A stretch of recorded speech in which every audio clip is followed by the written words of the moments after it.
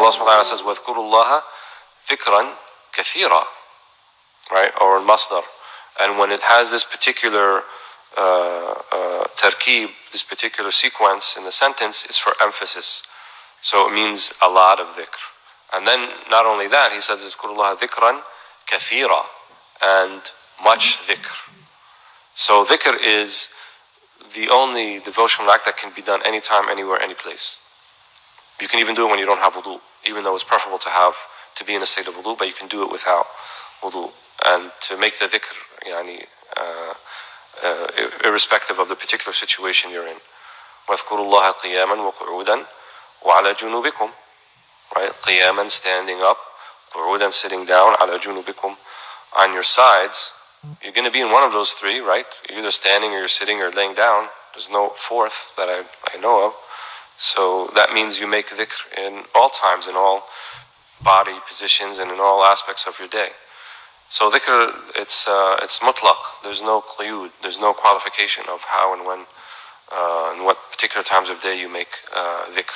Zarruq mentions in other books, and all of the ulama say this, including Imam al-Ghazali, Imam Abdul Qadir, Imam Shadili, is that the best type of dhikr is the dhikr that the Prophet ﷺ did. That's marwi, that's narrated on the Prophet ﷺ. But dhikr is not exclusive to the exact specific formulas that only the Prophet ﷺ said. Because he taught us how to make dhikr. And the way he taught us how to make dhikr is that he showed us the mode of doing it. So there's like a general type of tasbih, tahmeed, tahleel, istighfar, salah and Nabi ﷺ. But these can have different formulas, right, that are based upon what the Prophet ﷺ has tell us. And that's also meritorious. And many of the awrad of the turuq al-sufiyya have both. They take both the dhikr that's mentioned that the Prophet ﷺ himself did, and also many of them received a type of ilham, inspiration for these particular adhkar.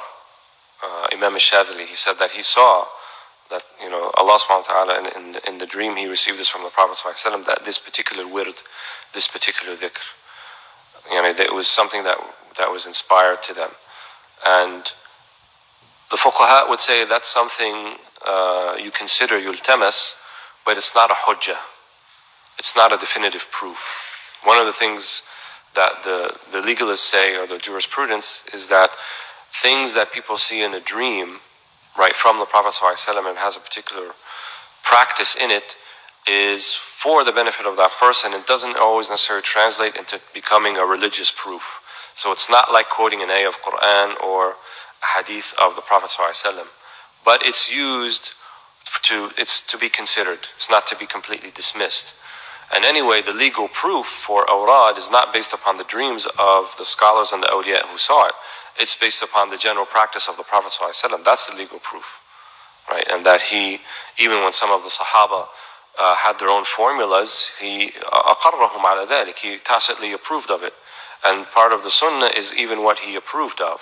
So even though he may not have said it himself, if the Sahaba received approval of it, then it shows that the general idea of adhkar, of remembrance of Allah subhanahu wa ta'ala, glorifying of Allah subhanahu wa ta'ala, is based upon the practice of the Prophet ﷺ, and it's not always, it doesn't always have to be exactly the same sigha, the same formula as the Prophet, but always the formula of the Prophet ﷺ is the best one.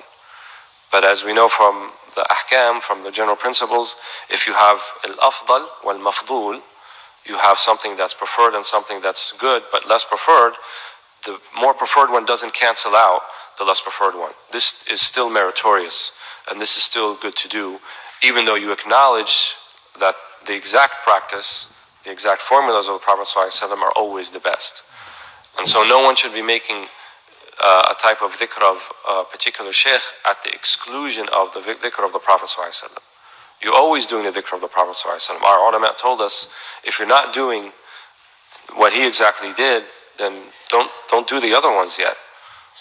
It's only on the assumption that you're already doing the dhikr of that's narrated on authority that the Prophet ﷺ said exactly. So dabt al-awqat includes all of that. And then there's a type of dabt al-awqat that come in certain situations.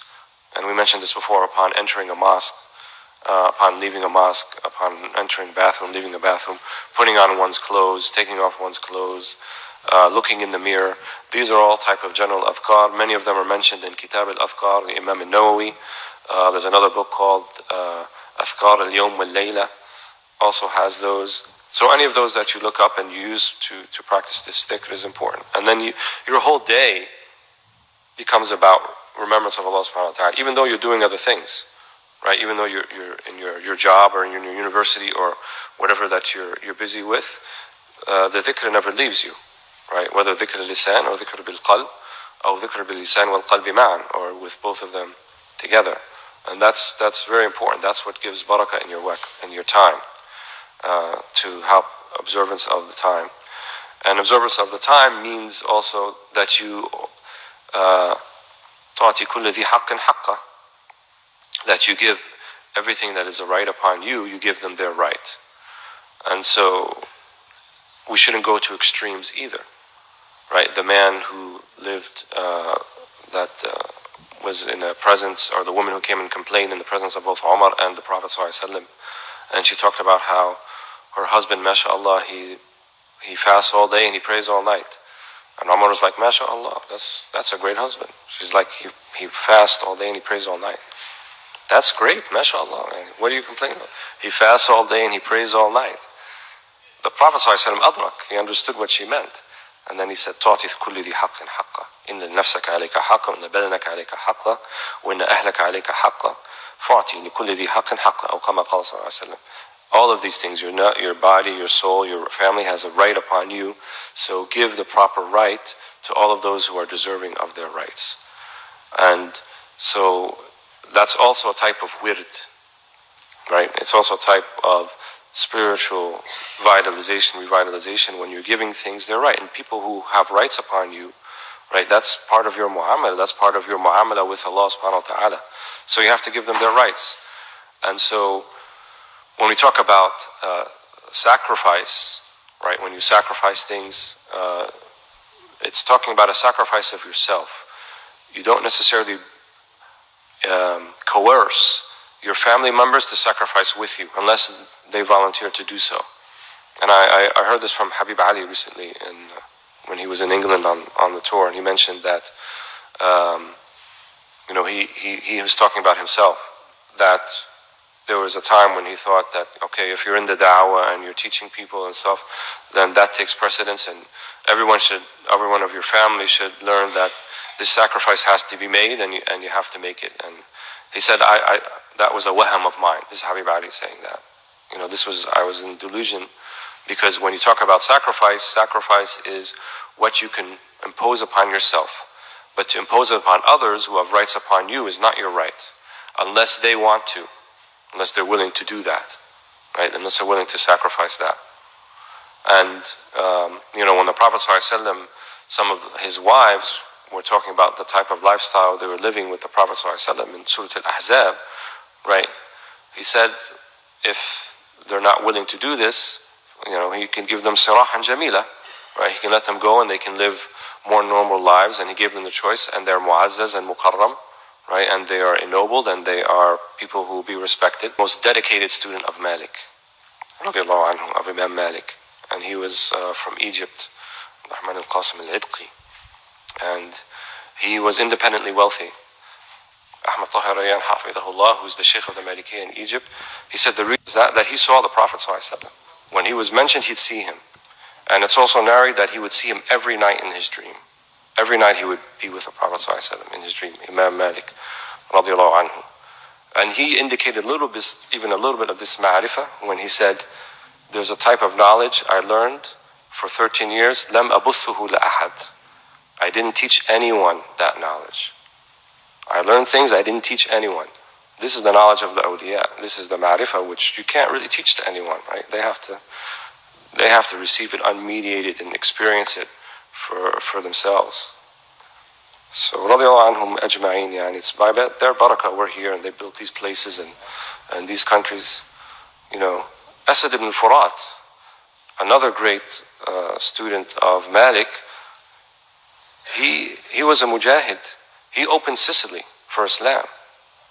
He died as a martyr, istushhid in Sicily, because the Sultan at the time, Asad al-Furat, was kind of a little bit of thorn in his side. So he wanted to get rid of him in any way that he could. So he said, yeah, go on this ship and see if you can go conquer Sicily, right? Siqiliya. And he went, and he died in the battle, after which that Sicily became a Muslim province from Asad ibn Furat. So, yeah, these were awliya. These were men who, subhanallah. So all of this barakah all around us, all that we're seeing, we're eating from the ma'idah of this awliya. We're taking from the plate of those who came before us. When Newton said, "I stand on the shoulder of giants," it's true. We stand on the shoulders of giants. Yani.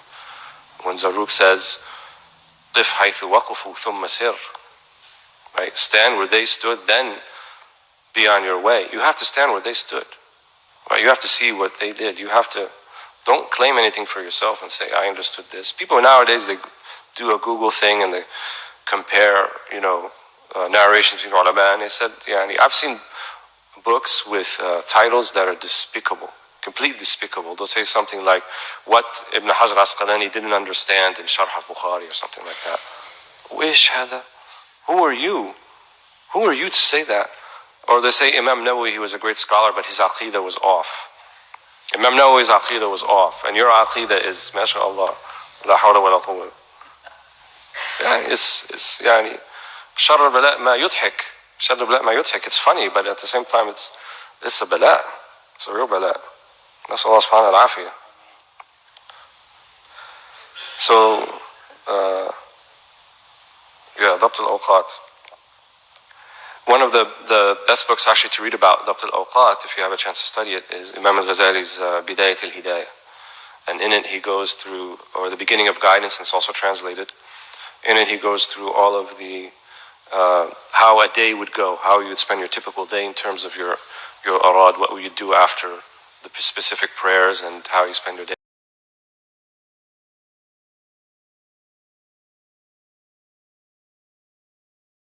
But they make a distinction between those who are completely dedicated to ibadah and those who actually are in the world of asbab, and they have, to make a living and sustenance. But he says that even those who are in that realm, which is most of us, there's still a constancy in their awrad, even when they're at their places of seeking that sustenance. You can still be making dhikr. Your heart can be making dhikr, your tongue can be making dhikr, even when you're in your place of work or study or so forth. Suspecting the selfish soul, the nafs, in everything in order to free oneself from its whimsical desires and to be safe from destructive circumstances. This is also a lost sunnah, so to speak. The sunnah of naqd al-dhat, or self-criticism, introspection, right? Finding fault in yourself before you find fault in others. And it's lost because everything around us is encouraging us that we're great people, and I'm okay if you're okay. The whole self-help industry is all about just self-validation and making yourself feel better about yourself. And Oprah, who brings her guests on, and whatever you're doing is great because you're a great person, and it doesn't matter what exactly you're doing, but you're great. So the whole idea of losing the perspective that we have nufus, right? And nufus sharisa. The ulama, they say, النفس أخبث من 70 شيطانا. That the nafs, the lower soul, the ego, is more despicable than 70 satans, than 70 devils. And we have to realize that. And if Al-Karimu, Ibn al-Karim said, وَمَا أُبَرِّئُ نَفْسِي إِنَّ النَّفْسَ لَأَمَارَةٌ بِالسُّوءِ, right? Who is the Karim of the son of the Karim, son of the Karim, son of the Karim? Yusuf ibn Yaqub ibn Ishaq ibn Ibrahim, right? The golden silsila of Anbiya. Ibrahim, Sayyidina Ibrahim alayhi salam, Sayyidina Ishaq, Sayyidina Yaqub, and Sayyidina Yusuf alayhi salam jami'an. And he is the one who said, وَمَا أُبَرِّئُ نَفْسِي, right? The sunnah of وَمَا أُبَرِّئُ نَفْسِي, that I cannot justify my nafs in what it does. إِنَّ النَّفْسَ لَأَمَّارَةٌ بِالسُّوءِ. And so if that is the maqam of a prophet, and such a prophet as the Prophet Yusuf alayhi salam, then what about us? We shouldn't have tazkiyah of our own nufus. We shouldn't think so highly of ourselves that we'll be immune to any of the iniquities that shaitan whispers to us, or any of the one that we allow to enter via the pathways to the heart, namely the senses. So we shouldn't say to ourselves, well, if I see this particular image, if I hear this particular thing, it doesn't affect me because I'm a good Muslim and I'm praying, and alhamdulillah, I have hasana. I have like a type of immunity from this. You have no immunity. What immunity? Right? You're deluding yourself. When you start to make claims, right? That people who make claims about themselves. Imam Ghazali talks about one sheikh, and he said that every night he would sleep, and he'd always have a raghif, like a loaf of bread, under his pillow that he kept all the time. And his students noticed this, but he never ate from it. And they don't know where he got his food from, but it was always there. And so one day they removed it. They just wanted to see. The next day the sheikh came back and was very angry with them. He said, who took away the raghif? He said, yeah, but we see you and you don't eat from it, and you get your food we don't know where. He said, whatever I get is from Allah subhanahu wa ta'ala, it's a gift from Allah subhanahu wa ta'ala, but I do not make claims. Right? I keep that loaf of bread because it's my zad, it's my provision, it's there for me to eat from. I'm not waiting for Allah to give me a miracle. I'm not making a claim that some karama is going to happen to me and I go in, and without provision. La. Part of our adab with Allah subhanahu wa ta'ala and our adab with His qadar is that we have ihtiram al-asbab. See, Dr. Omar talked about asbab, right? About the sabab. And we sort of call them that tajawuzan, because it's not really a sabab, right? Because Allah subhanahu wa ta'ala yakhluqu 'inda as-sabab laysa bis-sabab, right? He creates an appearance of that particular cause, but that's not the reason that things happen.